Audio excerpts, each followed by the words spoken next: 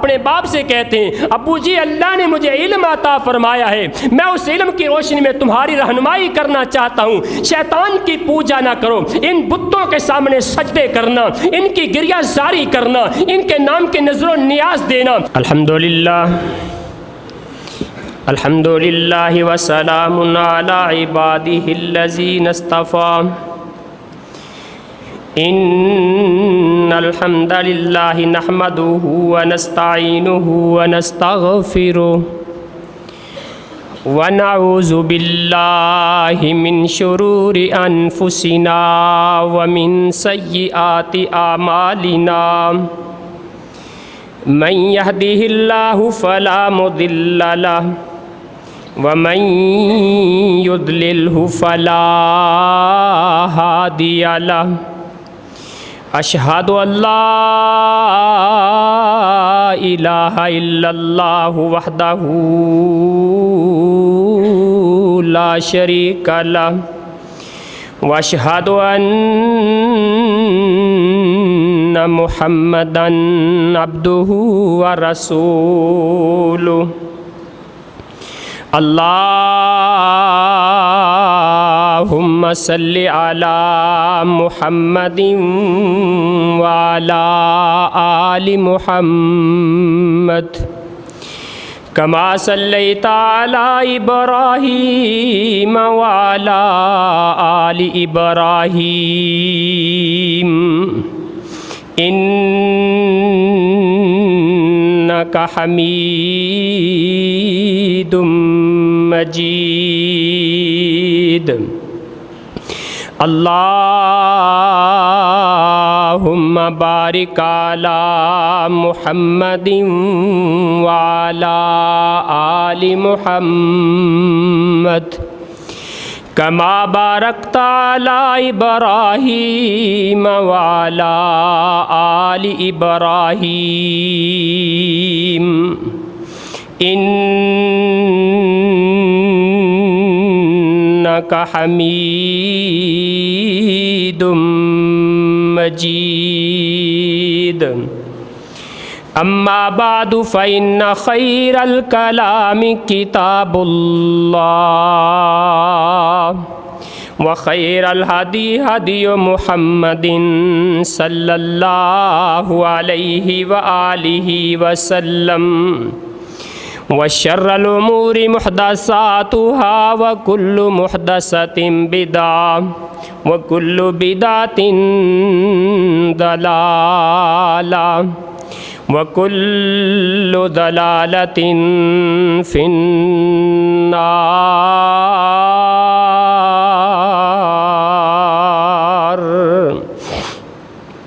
رب اشرح لي صدري ويسر لي امري واحلل عقدة من لساني يفقهوا قولي۔ اعوذ باللہ السمیع العلیم من الشیطان الرجیم من ہمزہ ونفخہ ونفثہ، بسم اللہ الرحمن الرحیم۔ واذکر فی الکتاب ابراہیم انہ کان صدیقا نبیا، اذ قال لأبیہ یا ابت لم تعبد ما لا يسمع ولا يبصر ولا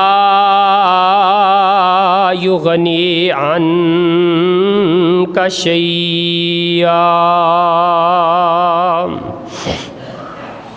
صدق اللہ العظیم۔ حمد و ثنا، تعریف و تحمید، تسبیح و تقدیس کے مقدس کلمات اللہ جل جلالہ کی پاکیزہ ذات کے لیے۔ درود و سلام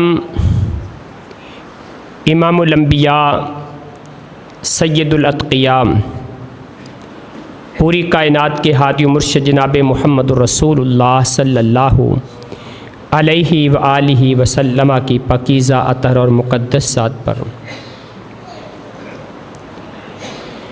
جناب ابراہیم خلیل الرحمن علیہ السلام کی سیرت کے حوالے سے ہمارا آج یہ دوسرا خطبہ جمعۃ المبارک ہے۔ جناب ابراہیم علیہ السلام کے اوصاف قرآن مجید نے جو بیان کیے، ان کی سیرت اللہ تعالیٰ نے جس انداز سے بیان کی، اور اپنے پیغمبر محمد الرسول اللہ صلی اللہ علیہ وسلم کا رشتہ، ان کا تعلق، آپ کی امت کا تعلق جناب ابراہیم علیہ السلام کے ساتھ اللہ تعالیٰ نے جو بیان کیا، وہ گزشتہ خطبہ جمعۃ المبارک میں آپ کے گوش گزار کر چکا ہوں۔ ابراہیم یہ عبرانی زبان کا لفظ بھی کہا گیا ہے اور کلدانی زبان کا لفظ بھی کہا گیا ہے۔ اصل میں کلدانی زبان میں ابرام کہا جاتا تھا۔ جناب ابراہیم علیہ السلام جب پیدا ہوئے، جیسا کہ تاریخ طبری کے اندر موجود ہے، امام طبری نے اپنی تاریخ کے اندر اس واقعے کو بغیر کسی تحقیق اور بغیر سند کے بیان کر دیا ہے کہ جناب ابراہیم علیہ السلام کی جب پیدائش ہوئی تو غار کے اندر پیدائش ہوئی تھی، اور ان کی والدہ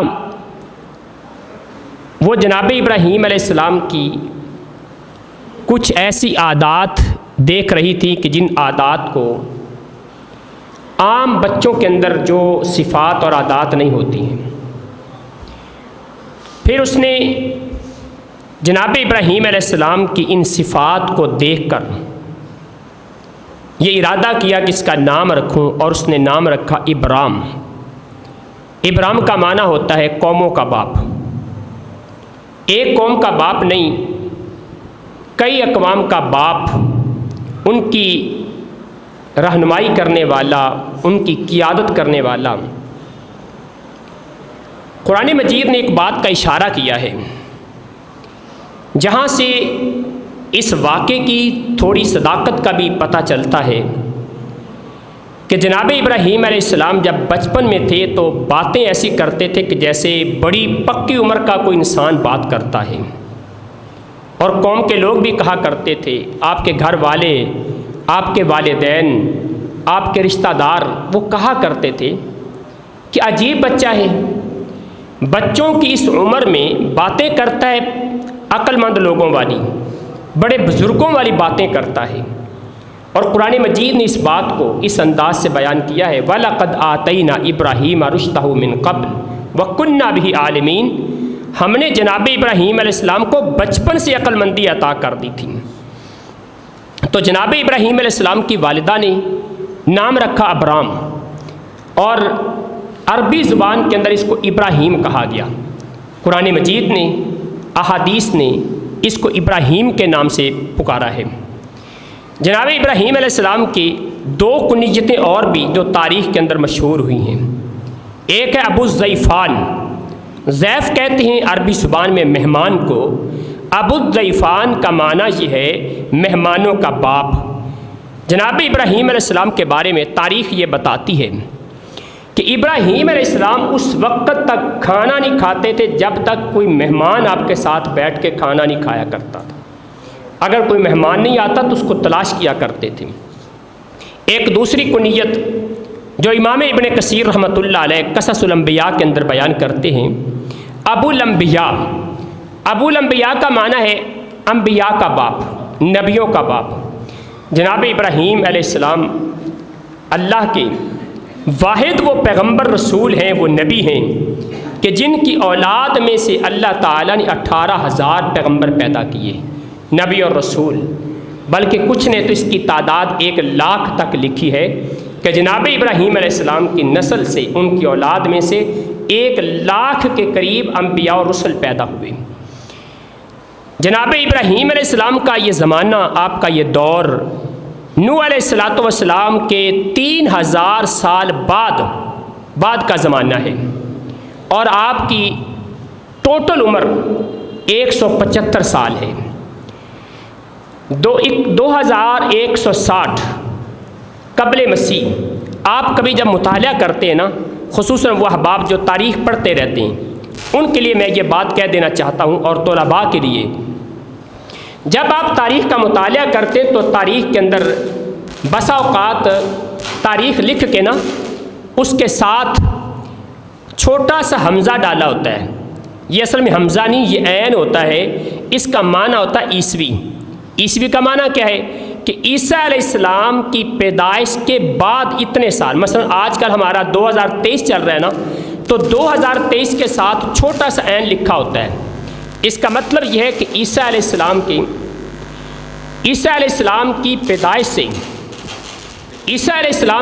پیدائش سے 2023 سال. اصل میں تاریخ جب لکھی گئی نا تو تاریخ کا ایک پیمانہ مقرر کیا گیا. تاریخ کا پیمانہ جناب عیسیٰ علیہ السلام کی پیدائش کو ٹھہرایا گیا. عیسیٰ علیہ السلام کے آنے سے پہلے جتنی تاریخ ہے اس کو کاف میم، بڑا کاف ہوتا ہے کینچی والا اور ساتھ میں میم لکھی ہوتی ہے، اس کو کہتے ہیں قبل مسیح. کاف کا معنی قبل، میم کا معنی مسیح. قبل مسیح عیسیٰ علیہ السلام کے پیدا ہونے سے پہلے اتنے 100 سال کی یہ بات ہے. اور اگر ساتھ میں چھوٹا سا عین لکھا ہونا، اس کا مطلب ہوتا ہے کہ عیسیٰ علیہ السلام کے پیدا ہونے کے اتنے 100 سال بعد. یہ تاریخ کا ایک انداز ہے. جناب ابراہیم علیہ السلام عیسیٰ علیہ السلام کی پیدائش سے 2160 سال پہلے پیدا ہوئے، اور 1985 یعنی کہ 1985 سال عیسیٰ علیہ السلام کے آنے سے پہلے آپ دنیا سے رخصت فرما گئے. آپ پیدا کہاں ہوئے تھے؟ اس کے بارے میں 2 تاریخیں ملتی ہیں. ایک تاریخ یہ ہے کہ جناب ابراہیم علیہ السلام عراق کے شہر ار کے اندر پیدا ہوئے تھے. ار ایک بہت بڑا شہر تھا عراق کا، جو آج کل شہر عراق کے اندر ایک شہر الناصریہ جس کو کہا جاتا ہے. الناصریہ کے قریب یہ شہر پڑتا ہے. ار کا شہر اس وقت تقریباً 5 لاکھ آبادی سے ایک شہر کی تھی، اتنا بڑا شہر تھا، اور یہ بابل سے تقریباً 20 کلومیٹر دور ہے. دوسری روایت جناب عیسیٰ علیہ السلام پیدا ہوئے تھے کوسا شہر کے اندر. کوسا غالباً میرے خیال میں جہاں تک تاریخ کا مجھے پتہ چلتا ہے نا، یہ وہی کوسا ہے جس کو بعد میں کوفہ کا نام دیا گیا ہے. نام بدلتے بدل گیا. تو کوسا کا جو لفظ ہے یہ جناب ابراہیم علیہ السلام کے پڑنانا کے نام پر ہے. ابراہیم علیہ السلام کی والدہ کے 2 نام تاریخ کے اندر موجود ہیں. ایک نام جو امام طبری رحمۃ اللہ علیہ نے اپنی تاریخ کے اندر بیان کیا ہے وہ امیلہ، ان کی والدہ کا نام امیلہ تھا. اور جو نام جناب ابن کثیر رحمۃ اللہ علیہ نے قصص الانبیاء میں البدایہ والنہایہ میں بیان کیا ہے وہ ہے بونا. اور آپ کے پڑنانا کا نام تھا بونا بنت کربتا. کربتا جناب ابراہیم کے نانا کا نام تھا، اور کوسا آپ کے پڑنانا کا نام تھا. تو پڑنانا کے نام پر یہ شہر آباد ہوا. اب یہی وہ شہر ہے جس شہر کے اندر جناب ابراہیم علیہ السلام کے لیے آگ جلائی گئی، اور ان کو باقاعدہ آگ کے اندر ڈالا گیا، جس کو ہم چکھا کہتے ہیں. چکھا کے اندر جناب ابراہیم علیہ السلام کو ڈالا گیا. تو یہ کوسا شہر ہے جہاں پر جناب ابراہیم علیہ السلام کے ساتھ یہ واقعہ پیش آیا تھا. اب دیکھیں اللہ تعالیٰ کی قدرت اور رب کی مہربانی، تاریخ کس طرح پلٹا کھاتی ہے. یہی وہ کوسا شہر ہے جب جناب سعد بن ابی وقاص رضی اللہ تعالیٰ عنہ ان کو عراق کا گورنر بنایا گیا. تو جناب سعد بن ابی وقاص رضی اللہ تعالیٰ عنہ نے ایک سالار جس کا نام زہرہ بن جویہ تھا، یہ تابعی تھا، اور اس زہرہ بن جویہ سے کہا تھا کہ تم اس شہر کو فتح کرو. وہ چونکہ فوج لے کے گئے، اس شہر کو فتح کیا جا کے، اور جب فتح ہو گیا تو جناب سعد بن ابی وقاص رضی اللہ تعالیٰ عنہ اس شہر کے اندر خود گئے، اس کے محلات کو دیکھا، اور وہ مقام بھی دیکھا، وہ جگہ بھی دیکھی جہاں پر جناب ابراہیم علیہ السلام کو آگ میں ڈالا گیا تھا. تو پھر جناب سعد بن ابی وقاص رضی اللہ تعالیٰ عنہ نے قرآن مجید کی یہ آیت تلاوت کی، تلک الایام نداولها بین الناس. یہ وہ دن ہے، وہ تاریخ ہے، اللہ فرماتے ہیں جس کو ہم پلٹ کے لوگوں کے درمیان لے کے آتے ہیں. آج تنگی کے دن ہے تو کل آسانی کے آ جاتے ہیں، کل کو آسانی کے تو آج تنگی کے آ جائیں گے. تو لہٰذا اللہ تعالیٰ نے یہ آیت نازل کر کے بڑے بڑے غمگین لوگوں کو، پریشان حال لوگوں کو حوصلہ اور تسلی دے دی ہے کہ وقت ایک جیسا نہیں رہتا۔ آج کل یہ جو شہر کوسا ہے نا، بلکہ شہر ار جو ہے، ار کا آج کل جو نیا نام چل رہا ہے عراق کے اندر، اس کا نام ہے تل المقیر۔ تل المقیر اس کے نام سے آج کل اگر کسی نے تاریخ سے اس کا مطالعہ کرنا ہو تو اس نام سے یہ شہر موجود ہے۔ ذوالقرنین نے اس شہر کو سب سے پہلے فتح کیا تھا، اور اس کے بعد پھر یہ جیسا کہ میں نے بتایا کہ زہرہ بن جویہ نے اس کو فتح کیا تھا۔ بابل شہر جو عراق کا ایک بہت بڑا شہر ہے، بڑا قدیم شہر ہے، یہ بابل ایک پورا علاقہ تھا، پورے علاقے کا ایک نام تھا۔ جیسے اکاڑا ایک پورے ضلع کا نام ہے، اس کے اندر حجرہ بھی ہے، اس کے اندر دیپال پور بھی ہے، دیگر شہر بھی ہیں، ایسے بابل ایک علاقے کا نام تھا، اور اس کا ایک مرکزی شہر تھا جو بھی بابل کے نام پہ تھا۔ یہ شہر کوفہ کے بالکل قریب واقع، آج بھی اس کے کھنڈرات ملتے ہیں وہاں پہ، اور اس شہر کے کچھ نشانیاں، کچھ علامات بھی ہیں۔ دریائے دجلہ اور دریائے فرات، ان دونوں دریاؤں کے درمیان میں یہ شہر آباد کیا گیا تھا۔ اور یہ بات یاد رکھیں، یہ شہر آباد کیا تھا جناب نوح علیہ السلام کے بیٹے حام بن نوح نے، اور انہی کے ایک بیٹے حام بن نوح نے ایک دوسرا شہر بھی آباد کیا تھا جس کو حران کہا جاتا ہے، فلسطین کے علاقے میں۔ سب سے پہلے جناب نوح علیہ السلام کا جب ان کی قوم پر عذاب آیا، سیلاب آیا، اور سیلاب کا پانی ختم ہونے کے بعد جب وہ کشتی سے اترے تھے، اور پھر سب سے پہلا جو شہر آباد کیا گیا تھا وہ حران کا شہر تھا۔ اس کے بعد پھر بابل کا شہر آباد کیا گیا تھا۔ بابل کے شہر میں اس کو جب آباد کیا گیا تو جناب نوح علیہ السلام کا بیٹا حام، اور حام کی نسل میں سے ایک آدمی گزرا جس کا نام تھا کنعان بن کوش۔ کنعان بن کوش نے اس شہر کو پھر ترقی دی، اس کے وسعت کے اندر اس نے اضافہ کیا، اور 12x12 فرسخ، ایک فرسخ جو ہوتا ہے نا وہ 3 میل کا ہوتا ہے، 3 میل کا، یعنی کہ 36 میل لمبا اور 36 میل چوڑا، اس شہر کو اس قدر اس نے وسیع کر دیا۔ اب جو شہر 36 میل لمبا اور 36 میل چوڑا ہے، اور جانتے ہیں میل کتنا ہوتا ہے؟ ایک ہوتا ہے حجازی میل، ایک ہوتا ہے عراقی میل۔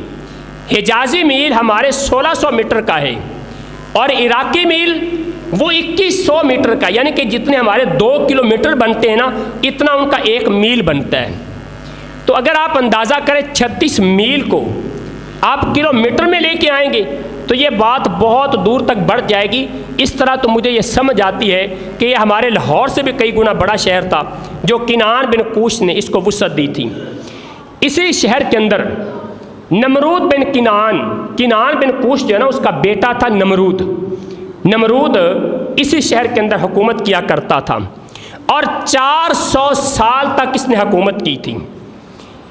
اور نمرود ان بادشاہوں میں سے ہے کہ جن 4 بادشاہوں نے پوری دنیا پر حکومت کی تھی۔ تاریخ لکھتی ہے ان میں سے 2 مسلمان تھے اور 2 کافر تھے، جیسا کہ یہ شداد اور نمرود، ان دونوں نے پوری دنیا پہ حکومت کی۔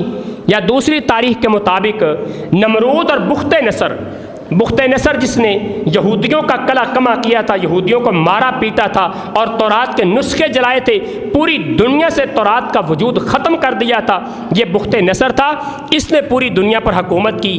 اور دوسرے نمبر پہ نمرود ہے جس نے پوری دنیا پر حکومت کی۔ مسلمانوں میں سے جناب سلیمان علیہ السلام اور جناب ذوالقرنین، ان دونوں نے پوری دنیا پہ حکومت کی ہے۔ نمرود نے 400 سال تک حکومت کی، اور مصر اور ہندوستان کے علاوہ باقی پوری دنیا پر اس کی حکومت تھی۔ جہاں جہاں تک دنیا کا نام و نشان ملتا تھا نا، وہاں تک اس کی حکومت تھی۔ اگرچہ تاریخ میں بہت سارے ملک ایسے ہیں جو بعد میں پتہ چلا، جیسے امریکہ کا بعد میں پتہ چلا، کچھ اور ملک ہیں جن کا بعد میں پتہ چلا، وہ اس وقت ابھی دریافت نہیں ہوئے تھے۔ تو جہاں تک دنیا کا نام و نشان ملتا تھا وہاں تک نمرود کی حکومت تھی۔ اور جناب نوح علیہ السلام کا دوسرا بیٹا تھا جس کا نام تھا سام، ایک کا نام حام تھا، ایک کا نام سام تھا، اور ایک کا نام یافس تھا۔ سام کی اولاد میں سے ایک آدمی تھا جس کا نام تھا طارق بن ناہور۔ جناب ابراہیم علیہ السلام طارق کے بیٹے تھے، طارق کے گھر میں پیدا ہوئے، اور ان کے پیدا ہونے کی داستانیں بڑی عجیب و غریب داستانیں بیان کی جاتی ہیں۔ امام طبری نے اپنی تاریخ کے اندر بیان کی ہیں اور امام ابن اسیر نے اپنے الکامل کے اندر بیان کی ہیں، لیکن ان تاریخ و ان داستانوں کی کوئی سند نہیں ملتی۔ یہ داستانیں بڑی عجیب و غریب ہیں۔ میں خود جب اس کا مطالعہ کر رہا تو حیران و پریشان تھا کہ ایک پیغمبر کی پیدائش اس انداز سے ہونا تو شاید مناسب نہیں لگتا، لیکن چونکہ قرآن مجید نے اور رسول اللہ صلی اللہ علیہ وسلم کی حدیث نے ان داستانوں کا تذکرہ نہیں کیا اور ہمیں ان داستانوں کی طرف جانے کی ضرورت نہیں ہے۔ بہرحال جناب ابراہیم علیہ السلام کے والد جن کا نام تاریخ نے تاریخ بیان کیا ہے اور قرآن مجید نے آزر بیان کیا ہے۔ آزر کا معنی ہوتا ہے، یہ کلدانی زبان کا لفظ ہے، اس کا معنی ہوتا ہے بت تراش بڑا پجاری۔ جناب ابراہیم کے باپ کے بارے میں یہ موجود ہے کہ یہ بڑا ماہر قسم کا سنگ تراش انسان تھا۔ البتہ یہ اپنے گھر کے اندر ہی پتھروں سے لکڑی سے بت تراشا کرتا تھا۔ اس نے ایک بت تیار کیا، اس کے اندر ہیرے جواہرات لگائے، بڑے قیمتی پتھر کے ساتھ نا بہت بڑا بت تراش کیا، اور وہ بت جس کی پوجا نمرود کیا کرتا تھا نا، اس کا مجسمہ، اس کی تمثیل اس نے تیار کی۔ پھر وہ مجسمہ اس نے نمرود کو جا کے پیش کیا تو نمرود نے ایک بہت بڑی جاگیر اور اشرفیاں اور مال و دولت سے اس کو نوازا، اور پھر نمرود نے یہ کہا کہ میرا بھی ایک مجسمہ تیار کرو، یعنی کہ میری اپنی شکل کا۔ تو جناب ابراہیم علیہ السلام کے والد تاریخ نے نمرود کا ایک مجسمہ تیار کیا اور پھر اس میں ہیرے جواہرات لگائے، اس کو مرصع کیا اور نمرود کے سامنے پیش کر دیا۔ جب نمرود کے سامنے پیش کیا تو نمرود بڑا خوش ہوا، اور بھی نمرود نے کافی سارے سنگ تراشوں سے کہا تھا کہ میرا مجسمہ تیار کرو، لیکن کوئی بھی اس طرح کا مجسمہ تیار نہ کر سکا جس طرح کا تاریخ نے تیار کیا تھا۔ نمرود اس بات سے بڑا خوش ہوا اور اپنا قریبی ساتھی اور اپنا قریبی وزیر بنا لیا۔ اب جیسے کہتے ہیں نا بڑا قریبی مشیر ہوتا ہے، مشیر خاص جس کو کہا جاتا ہے، تو تاریخ کو یہ مقام مل گیا کہ جناب ابراہیم کا باپ یہ تاریخ نمرود کا قریبی مشیر خاص کے رتبے پر یہ ہو گیا، اور پھر اس نے شادی کی اپنے چچا کے بیٹے ہاران کی بیٹی امیلا سے، جس کو جناب ابن کثیر نے بونا کا نام بیان کیا ہے۔ امیلا کے بارے میں تاریخ نے یہ لکھا ہے، جناب طبری یہ بیان کرتے ہیں کہ امیلا توحید پرست عورت تھی، یہ شرک سے بیزار تھی، بتوں کی پوجا سے بیزار تھی۔ تو یقین جانے دل کے اندر یہ بات آتی ہے کہ ایک پیغمبر کی جو والدہ ہے نا، یقینی طور پہ یہ ممکن ہے کہ نبی کی والدہ کم از کم شرک سے پاک ہوتی ہے۔ اور جناب ابراہیم علیہ السلام کی ماں کے بارے میں تاریخ نے یہ لکھا ہے کہ بتوں کی پوجا نہیں کیا کرتی تھی، بلکہ بیزار تھی، لیکن اس کے پاس دلیل کوئی نہیں تھی کہ اگر یہ بت خدا نہیں تو پھر ان کے علاوہ رب ہے کون۔ اس بات پہ پریشان رہتی تھی کہ مجھے کہیں سے کوئی نشانی ملے، کوئی دلیل ملے، کوئی علامت ملے۔ یہ بت تو ہم خود تراشتے ہیں، ان کی پوجا بھی خود کرتے ہیں، تو پھر یہ رب کیسے ہو سکتے ہیں جو اپنے تراشے ہوئے، اپنے گھڑے ہوئے، اپنے بنائے ہوئے، یہ ہمارے مشکل کشا نہیں ہو سکتے۔ اب جناب امیلا کے ساتھ ان کی ایک لونڈی جن کی خادمہ تھی جس کا نام عبدہ بیان کیا گیا ہے، عبدہ بھی ان کے ساتھ ہم خیال ہو گئی، وہ بھی توحید کی طرف مائل ہو گئی۔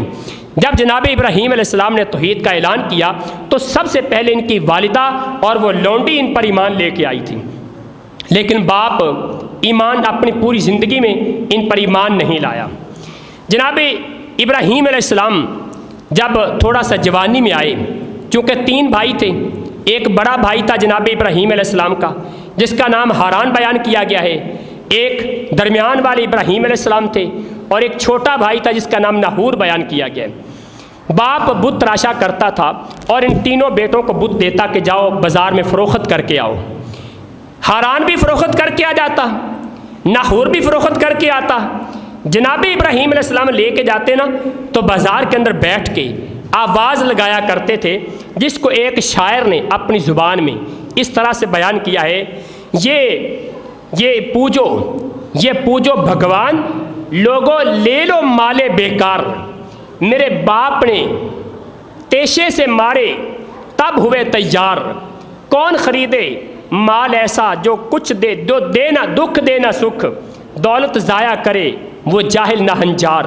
یہ جا کے اعلان کیا کرتے تھے کہ یہ اپنے خدا لے لو، اپنے رب میرے سے خرید لو، جو کسی کا نقصان نہیں کر سکتے، کسی کو نفع نہیں دے سکتے، بلکہ کچھ نے یہ بھی لکھا ہے کہ یہ بتوں کو ندی کے اندر اور جو تالاب اور جوہر کے اندر ان کو غوطے دیا کرتے تھے اور لوگوں کو دکھایا کرتے تھے دیکھو یہ کچھ بھی کرنے کے قابل نہیں ہے۔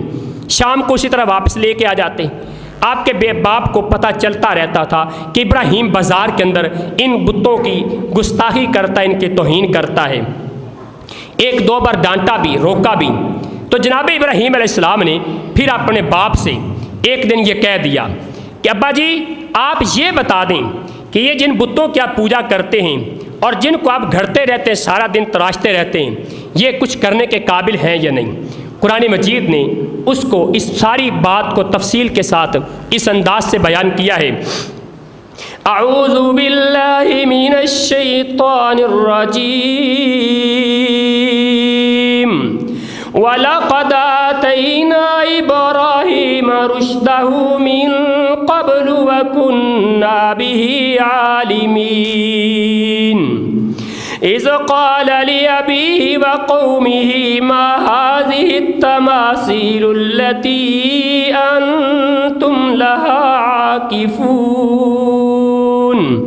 اپنے باپ سے کہا، اپنی قوم کے لوگوں سے کہا، یہ مورتیاں جن کی تم عبادت کرتے ہو، جن کے تم اعتکاف کرتے ہو، جن کے سامنے ہاتھ باندھ کے بیٹھے رہتے ہو، بتاؤ یہ تمہارا کیا کر سکتی ہیں؟ ان کی عبادت کا طریقہ تم نے کہاں سے لیا ہے؟ اللہ اکبر۔ اب دیکھیں قرآن مجید نے ایک لفظ استعمال کیا، تماثیل، مورتیاں۔ اب یہ ہر عقل مند بندہ سمجھتا ہے کہ جتنے لوگ بتوں کی پوجا کرنے والے گزرے ہیں نا، ان میں سے ایک قوم بھی آپ ایسی ثابت نہیں کر سکتے جو بت کی پوجا کرتے تھے۔ وہ بت کی پوجا نہیں کرتے تھے، وہ پوجا کرتے تو اس انسان کی جس کا بت ان کے سامنے موجود ہوتا تھا۔ اگر ہبل ہے، ہبل کا بت ہے تو بت کی پوجا نہیں کر رہے، وہ سمجھتے تھے یہ پتھر ہے، وہ سمجھتے تھے یہ لکڑی ہے، وہ سمجھتے تھے اس کے پاس کوئی اختیار نہیں، لیکن وہ اس بت کی پوجا نہیں کرتے تھے، وہ پوجا کرتے تھے اس انسان کی، اس شخصیت کی جس کا بت بنایا جاتا تھا۔ اور آج ہمارے بھی کئی لوگ ہیں، جب ان سے کہا جاتا ہے نا دیکھو قرآن مجید نے غیر اللہ کی عبادت کے بارے میں یہ کہا، شرک کے بارے میں یہ کہا، شرک سے اس طرح روکا، وہ کہتے ہیں نہیں جی نہیں، یہ تو بتوں کے بارے میں ہے۔ حالانکہ وہ بتوں کی پوجا کرتے ہی نہیں تھے۔ وہ پوجا کس کی کرتے تھے؟ ان کی جو جن کے بت بنائے جاتے تھے۔ اور آج فرق کوئی نہیں۔ مولانا محمد حسین شیخ پوری رحمۃ اللہ علیہ قبر منور فرمائے، وہ کہا کرتے تھے فرق صرف اتنا ہے، وہ لوگ کھڑا کر کے پوجتے تھے، ہم نیچے مٹی کے نیچے لٹا کے پوجتے ہیں۔ فرق صرف اتنا ہے، نظریات وہی ہیں، دلائل وہی ہیں، غور و فکر عبادت کے طریقے وہی ہیں، فرق کوئی نہیں ہے، عقیدہ وہی ہے۔ لیکن اللہ تعالیٰ ہدایت عطا فرمائے تو اپنے باپ سے اور اپنی قوم کے لوگوں سے کہا کہ تم ان مورتیوں کی پوجا کیوں کرتے ہو؟ اب ظاہری بات ہے مشرک کے پاس دلیل کوئی نہیں ہوتی۔ مشرک کے پاس دلیل کون سی ہوتی ہے؟ جاہل مشرک، اس کے پاس دلیل صرف ایک ہوتی ہے۔ وہ کیا دلیل ہے؟ قالوا وجدنا آباءنا لها عابدین۔ دلیل کیا ہے؟ ہمارے باپ دادا یہ کرتے آئے ہیں، بس دلیل کوئی نہیں، صرف یہ دلیل ہے کہ یہ کام ہمارے باپ نے کیا، ہمارے دادا نے کیا، نسل در نسل کرتے آئے، ہم بھی بتوں کی پوجا کرتے ہیں۔ اللہ اکبر۔ جناب ابراہیم علیہ السلام نے پھر بڑی بات کہہ دی، قال لقد کنتم انتم وآباؤکم فی ضلال مبین۔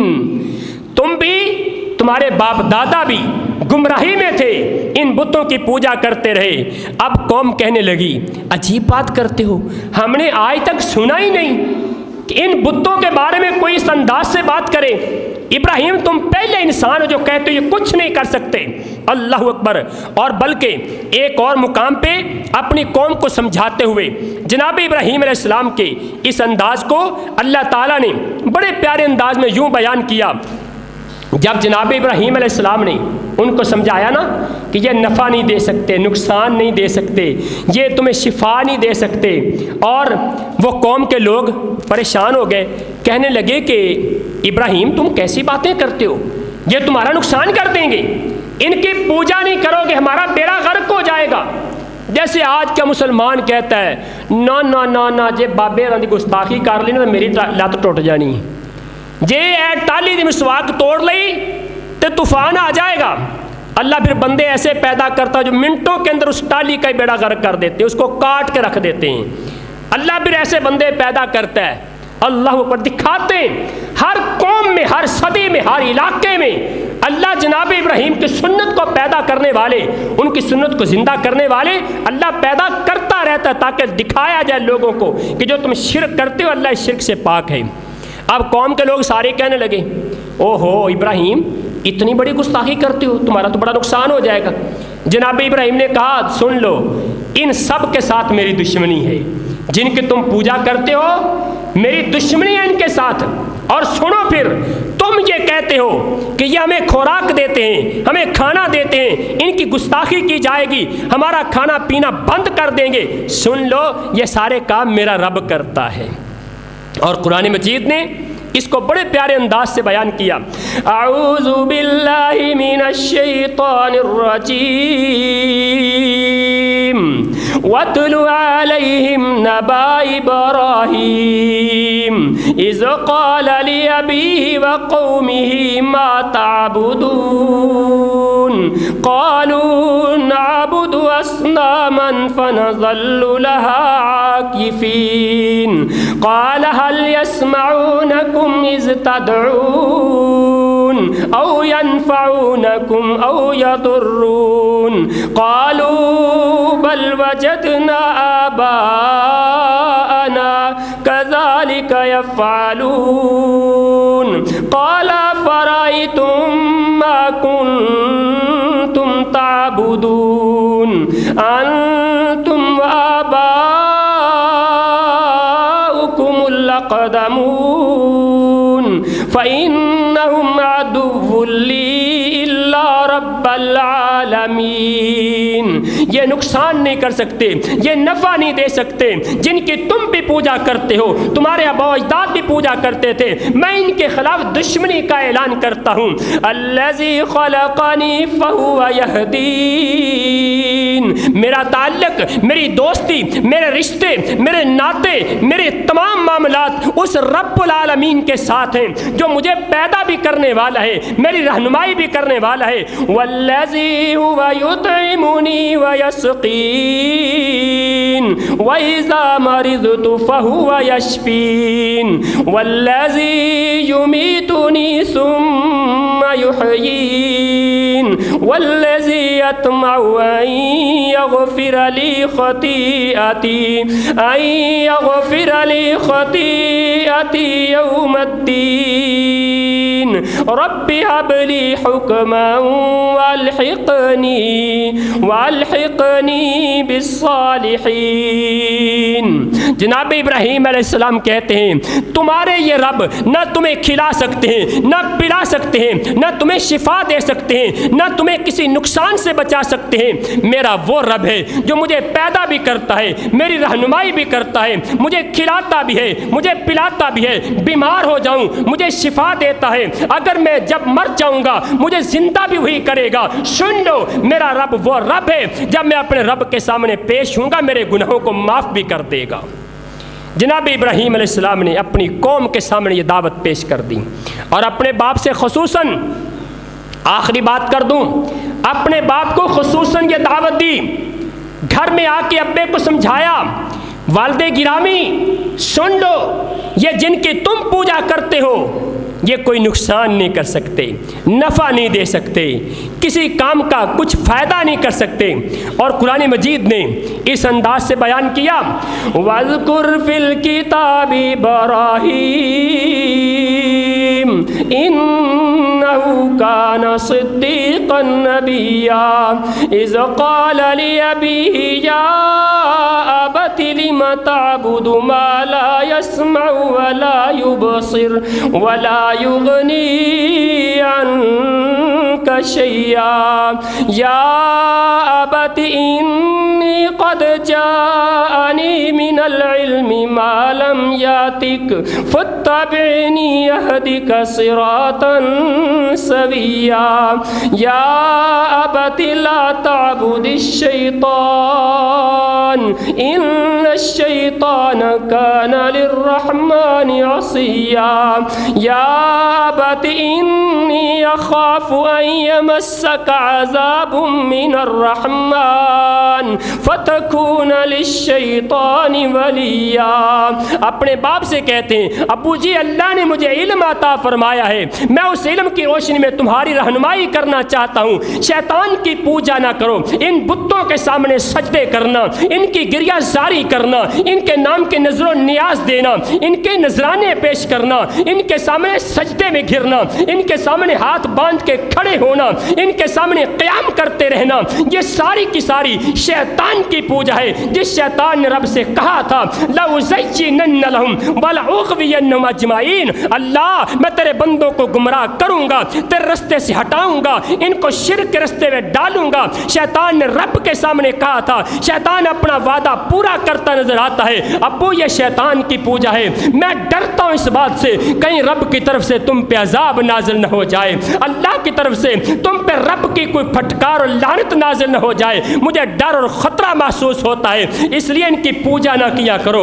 باپ بات کو سمجھا نہیں، باپ توحید کی تعلیم کو نہیں سمجھ سکا، لیکن اپنے بیٹے کو دھمکی دے کے کہنے لگا قَالَ رَاغِبٌ أَنْتَ عَنْ آلِهَتِي قَالَ رَاغِبٌ أَنْتَ عَنْ آلِهَتِي يَا إِبْرَاهِيمُ قَالَ لَئِن لَّمْ تَنْتَهِ لَأَرْجُمَنَّكَ.